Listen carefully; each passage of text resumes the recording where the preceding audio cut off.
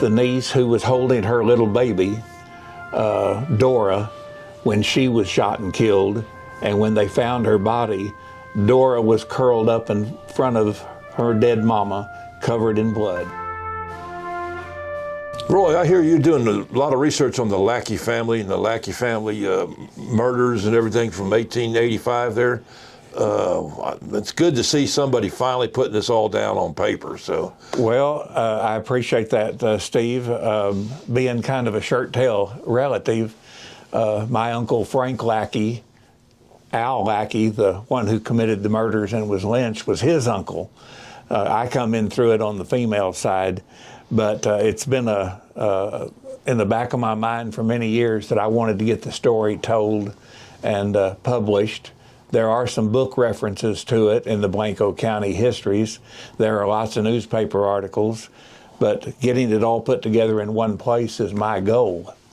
So what we're talking about is a fellow named Albert Newton Lackey, born in 1848, and lived here in Blanco County during the Civil War, and afterwards he was a Texas Ranger for a short time. But one day in 1885, he just went crazy. And some of the family had said, well, he'd always been a little bit crazy. But the rumor had gotten out that he had impregnated his daughter. And then the rumor got out that 2 years before he had impregnated his niece. So these rumors were bouncing around in the family, and then they got out into the community. And so Al, hearing one of the rumors that had come from his brother, Greenberry, that they called Barry, enraged him to the point that he got a Winchester rifle from a neighbor and went to his brother's house and threatened to kill him. And Greenberry grabbed a rifle and was going to shoot Al, but Al wrested it away from him. And Barry took off through the field to try to get away from his brother, but he tripped and fell. And Al caught up with him and put the rifle to the back of his head and shot his brains out. And this was witnessed by Barry's wife and son. So we have the start of what became a day of 6 murders. Family members, neighbors, others were shot at and not killed. One was knifed and was maimed for life, but didn't die. But it culminated in a day of murders as retribution for these rumors. Now, the family, the Lackey family, has always believed that Al did impregnate his daughter. Whether he did the niece or not is kind of up in the air. But as a result, the word had gotten out in the community, and Al was so outraged that after he murdered his brother, Barry, he murdered 5 other family members, including the daughter that he had impregnated, a niece, 2 nephews, who through marriage also happened to be his stepchildren. And it was a deal that led to an eventual tragedy here in Blanco County that has gone down in history. After Al had committed his 6th murder, he raced into Johnson City to tell that someone else had done these murders. And to prove it, he had slashed his own throat so that it would appear that someone had attacked him, and not only attacked him, but had actually committed the murders. Well, as he is in Johnson City relating all of this, in comes Al's own son and says, my daddy's the one that's killed everybody. So he was arrested and put in the Johnson City jail for a period of time. And then the sheriff and head deputy and 4 members of the Lackey family escorted him here to Blanco, and he was incarcerated in the Blanco County Jail for either 1 or 2 days. It's a little mysterious as to how long he was in the Johnson City Jail and how long he was here in the Blanco Jail. But at about 9 o'clock on the evening of August 26th, a enraged community of about 70 to 80 men and some boys, as we have found out and have documented, formed a posse, and I think you called it Brushy Top? Some of the posse members supposedly met at Brushy Top, from what I understand. That's the word that I have too, and that's where they congregated. But as they came into Blanco, interested citizens in what's going on also joined into what we might call the renegade posse. And they managed to overpower the sheriff and get his key. And Al fought to not be taken out. He had a bucket, an iron bucket, as I'm told, and he was swinging it, but hit the ceiling with it, and they were able to get it away from him and to wrap him up in some way, probably with ropes, with the intention of lynching him. And as you have shared with me, the first idea was to take him more to the southeast part of town, where the little town park is now, and to lynch him there. But some people said, we've got to get this noise down. We've got a very sick woman here who's about to die, and it has to be quiet. Well, for whatever reason, the lynch mob decided that was a pretty good excuse. And instead of lynching him right in Blanco, they took him, a mile and a quarter? About a mile out of town, I believe. Toward the south or the northeast? Be straight, pretty much due north, from what I understand. And what I understand, the old hanging tree, there's a mile concrete marker that marked so about roughly 1 mile out of town. And also 281. Back in the day, it would have been the old road, they called it. Obviously before the 281 or Highway 66 or everything. Okay, going toward Round Mountain and up that direction. Towards Dodge City, yes, sir. Okay. Well, Al lived in the Rocky area, between Rocky and Sandy. I don't have a real description of the property, but that's where most of the murders took place, and where the victims were buried is in the Sandy Cemetery, which we'll be going to a little bit later. But he murdered 6 of his family members, and as the lynch mob secured him and got him to the place a little north of town here to hang him, they gave him a chance to speak. And he said, well, the only thing I have to say is that there's 6 more that I wanted to kill. And they put him in the back of a wagon and had a step stool there and made him get up on the step stool, and he was supposed to jump. In fact, one of his little nephews is supposed to have said, jump, Uncle Al, jump. Now, that may just be family legend or not, but he was told to jump and he didn't. So as the wagon moved out, it drug him off and drug him along the ground for a ways, and so they had to lynch him a second time, and it was successful. Well, didn't he say something to the effect that, that branch won't do, you better find a better branch or something like that on the lynching?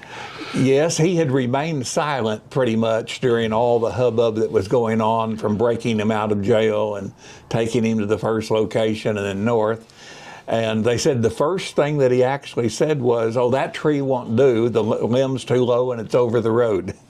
So he kind of picked out his own lynching place. But there was another tree right close by that they call the hanging tree. And I have a picture of it from the 1930s. And we believe it's still standing, but on private property. Did they ever file any charges against the lynch mob members, or was any hearing ever documented on that, or inquest? In my research, I have not found any charges against anyone in the lynching party.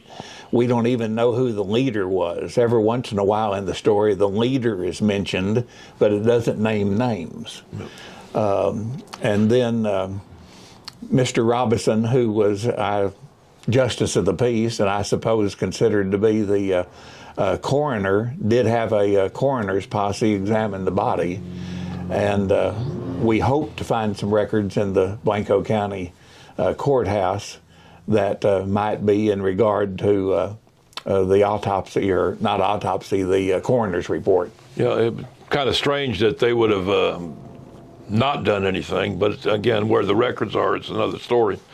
Well, it was a hastily gathered inquest posse, I think is the words they used for it. And what could you say? That this man has been lynched by unknown parties?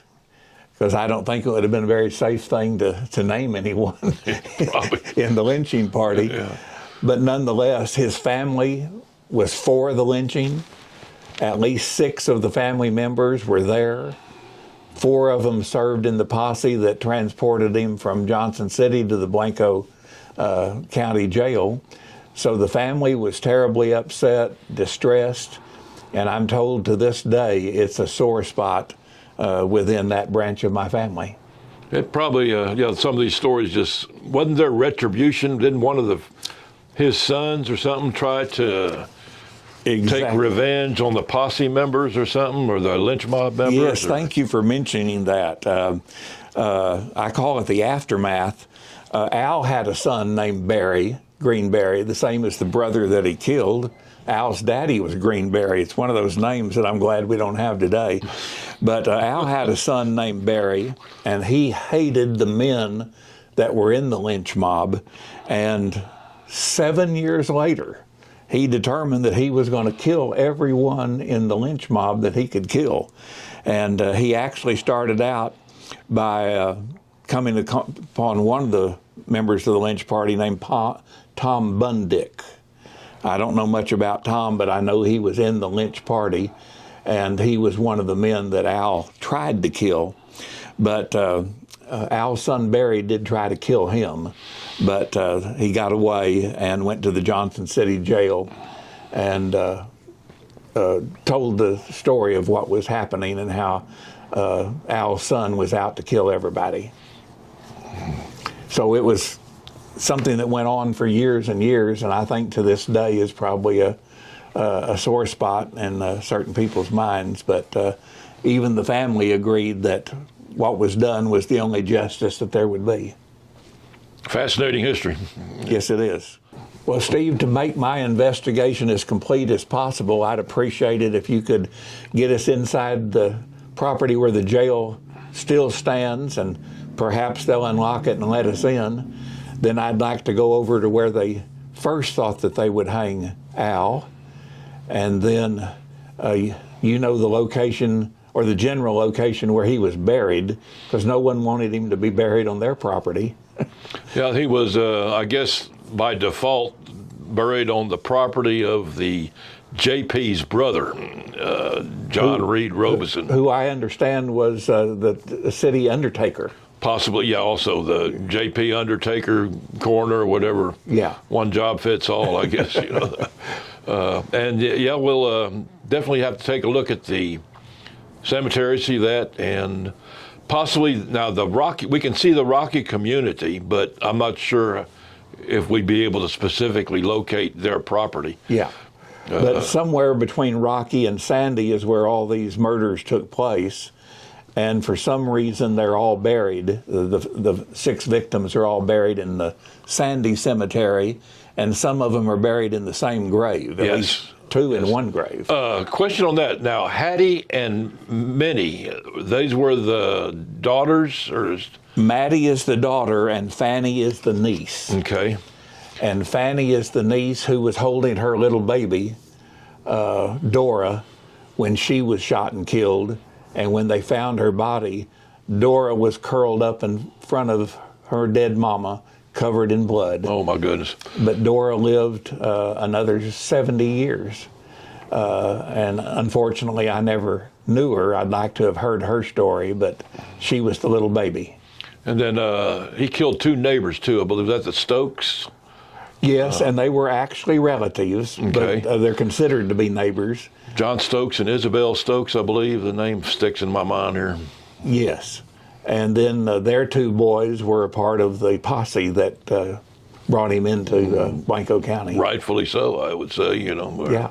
So once we do that, we'll go and look at the area where the hanging tree is, though it's on private property, and we won't disturb that, and then go up to Sandy and look at the graves.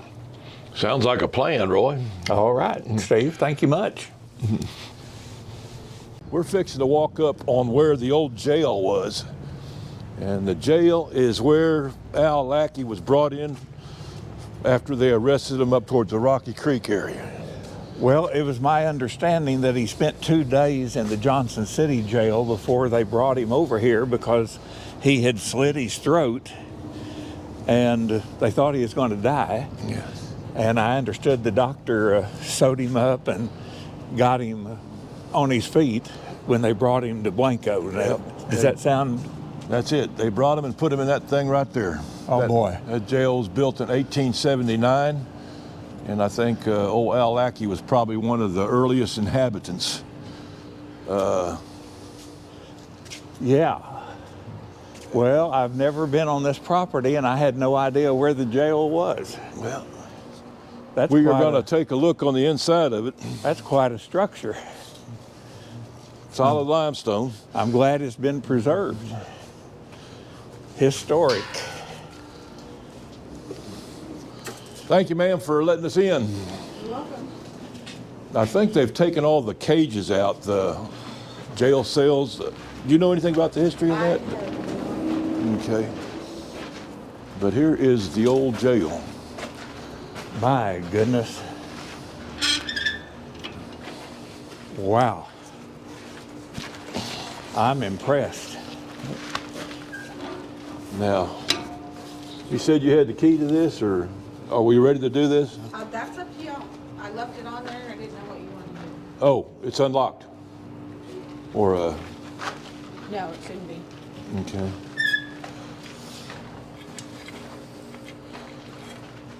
I've never done this. I heard something. I guess this is all the original stuff here too, I guess, right? I believe so. It looks like it. Sure does. Ah, yes. We need a WD-40 on that thing. Yeah, I'll let you do that part. All right, let's see if I can. I think I needed the. Roy, can you Yes. push that in a little bit just so I can get that out?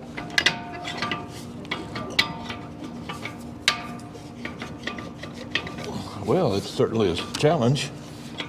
There we're going to get it. Okay, here we go. Wow.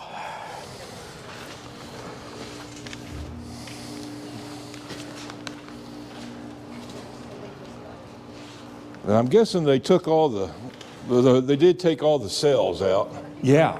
The, Probably 4 cells at one time.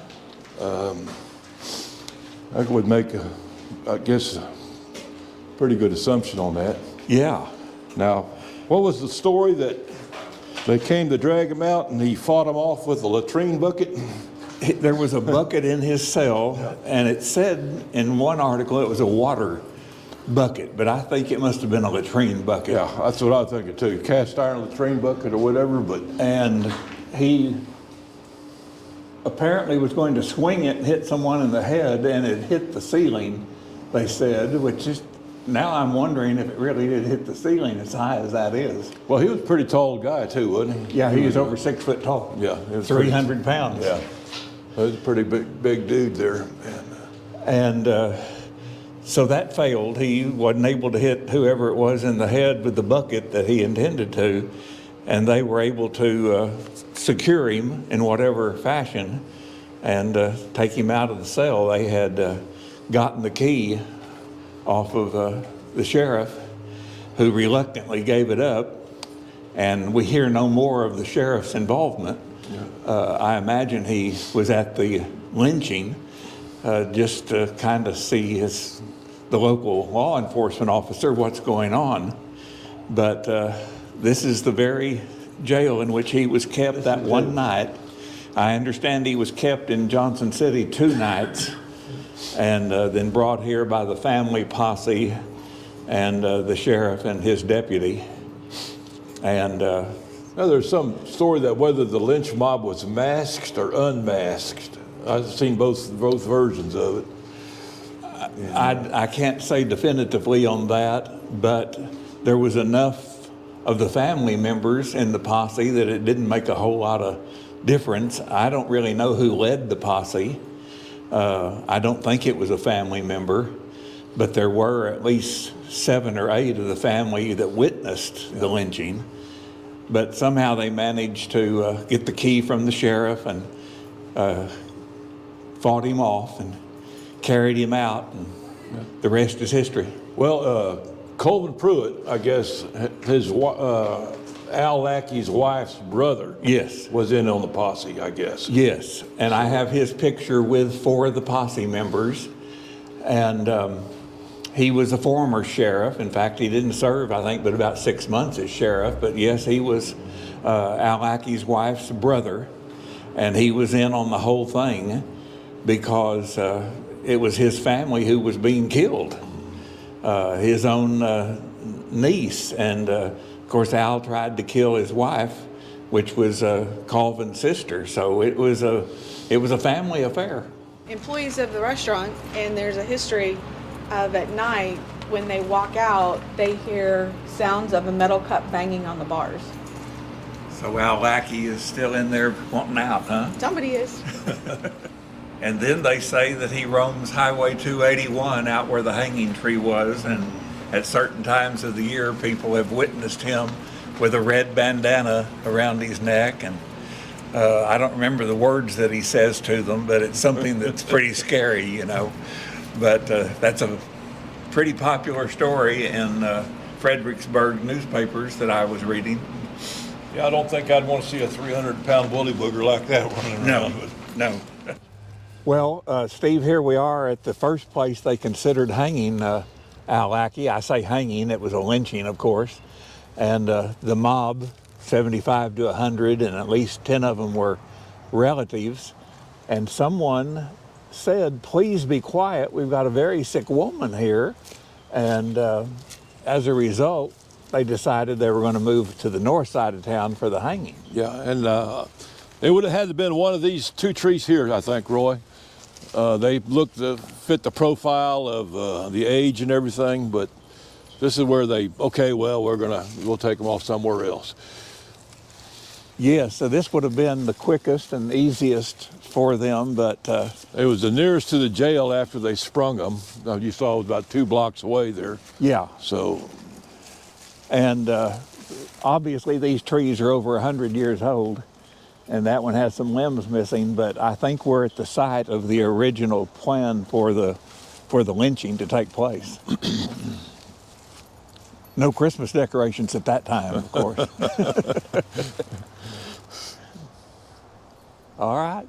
Steve, here we are at the site of the burial of Al Lackey. I understand that none of the cemeteries around agreed for him to be buried on their property, so this was donated. this was, he was pretty much donated, I believe, according to the stories. He is supposedly along the fence line here somewhere, 3 or 4 houses down from the existing thing in this brush. And legend has it that he was buried here because it was the land belonging to the brother of the JP that did the thing. And I believe he was the local undertaker, wasn't he? Quite possibly. That was what I read anyway.